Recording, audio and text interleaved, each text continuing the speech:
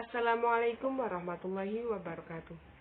Perkenalkan teman-teman, di sini saya Siti Asriati dengan NPM 19103051009 dari Pendidikan Biologi 03 Universitas Tidar. Di sini saya akan menjelaskan tentang cara menyusun menu seimbang ala chef sebagai tugas akhir dari mata kuliah Ilmu Gizi dan Kesehatan. Berikut ini ada kompetensi dasar, di mana kita akan mengaitkan struktur fungsi proses dan kelainan atau penyakit yang dapat terjadi pada sistem pencernaan makanan pada manusia dan hewan. Kemudian, di sini dibutuhkan alat dan bahan ya teman-teman. Di antaranya, yang pertama ada alat tulis, tabel kecukupan gizi, dan tabel kandungan gizi dalam makanan. Kemudian, ada step yang harus kita pelajari terlebih dahulu. Yang pertama ada pelajarilah cara menyusun menu seimbang sehat dan cara menghitung kebutuhan energi yang harus terpenuhi dalam satu hari. Kemudian yang kedua, susunlah menu makanan dan kebutuhan gizi yang harus terpenuhi untuk aktivitas Anda sehari-hari. Berikut ini adalah data pengamatan yang saya lakukan terhadap aktivitas saya sehari-hari, di mana makanan pagi atau sarapan saya menyediakan nasi putih sebesar 100 gram, telur 1 butir, pisang 1 buah, dan susu 250 ml. Berikut ini adalah tabel dari data yang dihasilkan oleh saya dalam menu pagi. Kemudian sebagai makan selingan, saya ada cookies sebesar 3 keping dan Bang Bang drink atau minuman sachet sebesar 1 porsi. Kemudian untuk makanan siang, saya ada nasi putih sebesar 100 gram, ikan bandeng 1 porsi, bayam 50 gram, sawi 50 gram, dan semangka 1 porsi. Kemudian ada makanan selingan, yaitu sosis goreng 2 kali 25 gram. Kemudian ada nutrisari sebagai minuman sachet yang saya berikan. Kemudian pada makan malam, saya ada nasi putih sebesar 100 gram, sop 1 porsi, tempe 2 potong, semangka 1 potong, dan susu 250 gram. Sehingga kita dapat menghasilkan total karbohidrat, protein, kalori, besi, vitamin A, vitamin C, berdasarkan tabel yang telah kita lakukan. Selanjutnya, di sini saya akan menjelaskan tentang kebutuhan energi berdasarkan angka kecukupan gizi yang dapat dilakukan melalui beberapa langkah. Langkah pertama, kita akan menghitung IMT atau indeks massa tubuh, di mana rumus IMT ialah berat badan dalam satuan kilogram dibagi tinggi badan dengan satuan meter persegi, di mana berat badan saya sebesar 51 kg dan tinggi badan saya 168 cm.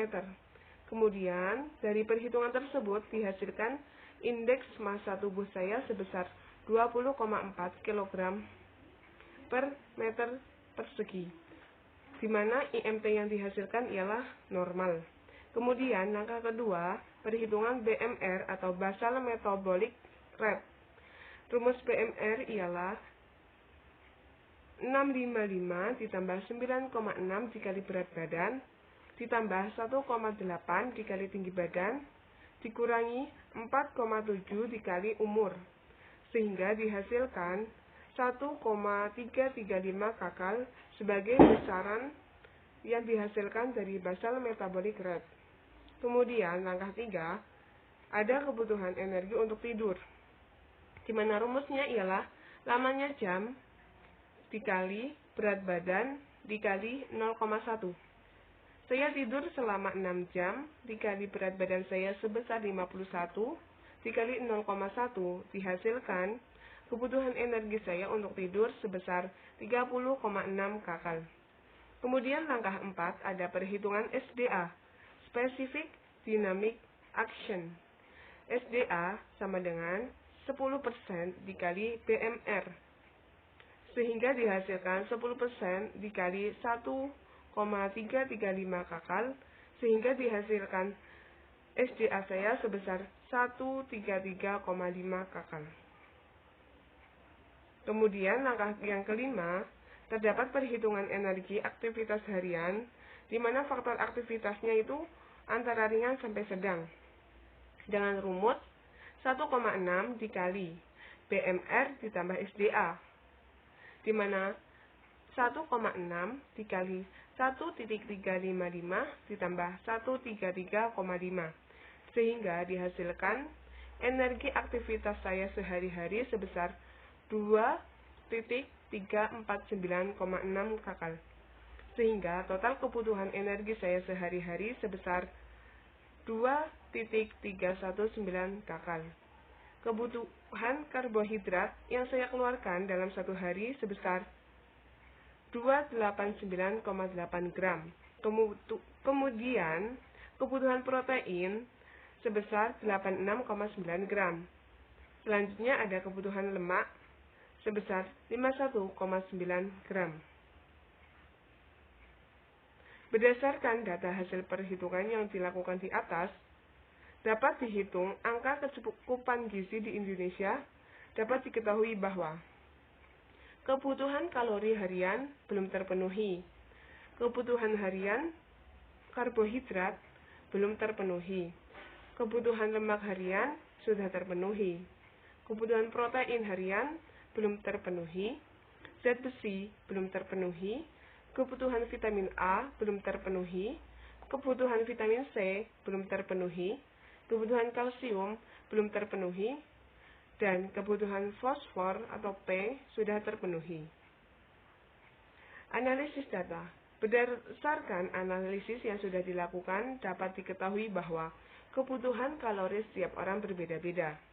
Hal ini disebabkan oleh beberapa faktor. Yang pertama ada jenis kelamin, berat badan, dan usia. Seseorang yang setiap harinya melakukan aktivitas berat membutuhkan kalori yang lebih banyak dibandingkan dengan seseorang yang tidak melakukan aktivitas berat. Rata-rata kebutuhan kalori dan zat gizi di Indonesia terdapat dalam Peraturan Menteri Kesehatan Nomor 28 Tahun 2019 yang dikelompokkan menurut usia. Kebutuhan kalori harian laki-laki dewasa kurang lebih 2.650 kakal, sedangkan perempuan dewasa kurang lebih 2.250 kakal. Selanjutnya, manfaat mengonsumsi makanan dengan gizi seimbang diantaranya. Yang pertama, kita dapat menjaga sistem metabolisme tubuh. Yang kedua, memperhatikan berat badan. Yang ketiga, menjaga kesehatan organ tubuh. Yang keempat, memperkuat konsentrasi dan daya ingat.